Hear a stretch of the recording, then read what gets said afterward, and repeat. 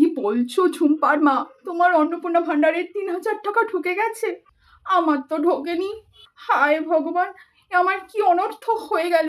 অন্নপূর্ণা ভান্ডারের ফর্ম টাকা আমার ঢুকলো না। ছেলেটা আমার ফর্মটা ফিল আপ করে দিয়েছিল, সবার টাকা ঢুকে গেছে আর আমার ঢোকেনি।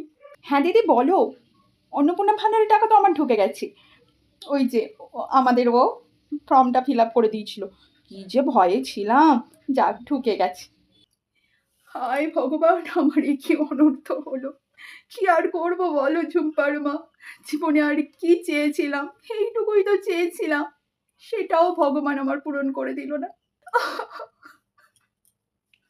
না গো ঝুম্পার মা, ভগবান আমাদের থেকে মুখ ফিরিয়ে নিয়েছে, না হলে কি আর অন্নপূর্ণা ভান্ডারের ওই টাকা আমায় পাইয়ে দেয় না।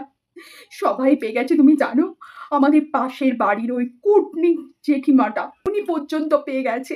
এমনকি তোমার দাদার দিকে নজর দেয় ওই রতনের মা, সেও পর্যন্ত পেয়েছে, আর আমি পাইনি।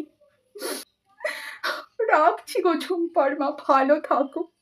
এই বাবু, তুই আমার কি ফর্ম ফিল আপ করে দিচ্ছিস বল, আমার ঢুকলো না অন্নপূর্ণা ভান্ডারের টাকা।